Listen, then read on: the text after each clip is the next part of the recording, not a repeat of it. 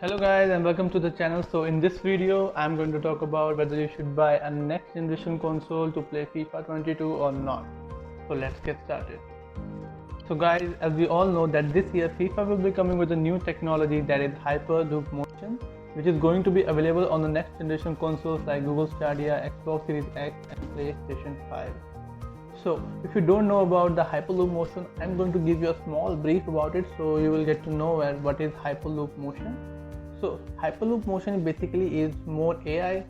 As we have seen in the previous FIFA segment, that is FIFA 21, that the players that are near the ball are more active and precise, but the players that are away from the ball, they don't seem to be much active. If the players are making run behind them, they don't seem to care about it, they're just standing there.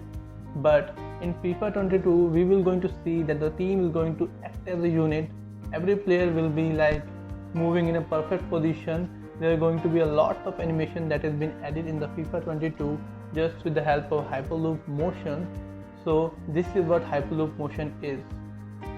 So what EA has done is that they had scheduled a match between 11v11 and all the 22 players were wearing a special suit. That special suit has collected data from them, for example their movements, their positioning, their reaction, and all the data have been implemented on the game, and with the help of that in FIFA 22 we can see that the real reactions, the positioning is going to be better than as compared to the FIFA 21. But there is one problem, that is if you are going to buy a PS5 and playing FIFA 22, then you won't be able to play with the players who are on current generation consoles. For example, if you are playing on PS5 and your friend is playing on PS4, then you won't be able to play together. That's because there is no matchmaking, or you can say crossplay option between the current gen console and next generation console for FIFA. So that's going to be a huge problem because not everybody is going to switch to PS5 due to a lot of reasons, whether it is financial or any other reasons. So whatever it is, that's going to be a problem.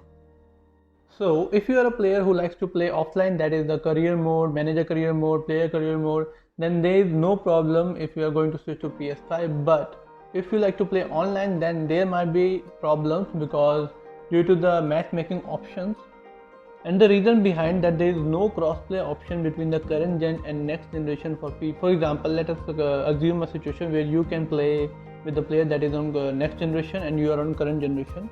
For example, with that, if the player that is playing on PS5 will be having the Hyperloop motion, but you are playing on a current generation console, so you don't having a Hyperloop motion, then the player that is having the Hyperloop motion will be having an upper hand because the movement of the player will be more precise, while you will not be having a Hyperloop motion, so it's going to be a problem for you.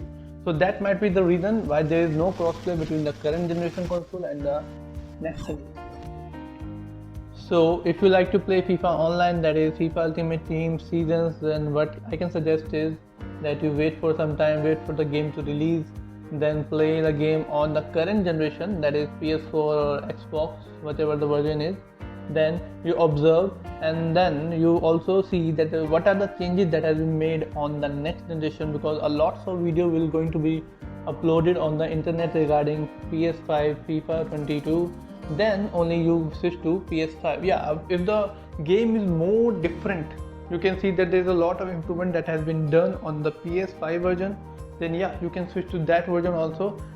And one more point to look into is how many players have actually switched to the next generation console. I'm saying that because I'm in India and only 20,000 units have been sold here.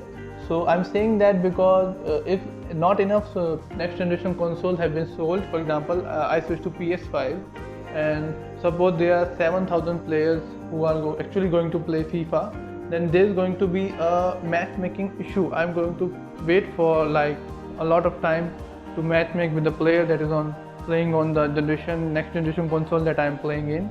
So yeah, that's going to be an issue. So what I will do is I will wait for the game to be launched, and after that I will play on the PS4 that I'm currently playing on, and then see if there is enough matchmaking options and there is no enough change that has been made to the next generation game, then yeah, I won't be switching to the next generation. But yeah, if enough players have switched to the next generation console and there's a lot of changes have been done on the next generation, yeah, then I will then only I will switch to the next generation. So that's it for the video guys. If you enjoy the video, make sure to like the video, subscribe the channel and hit the bell icon button. I will see you on the next video.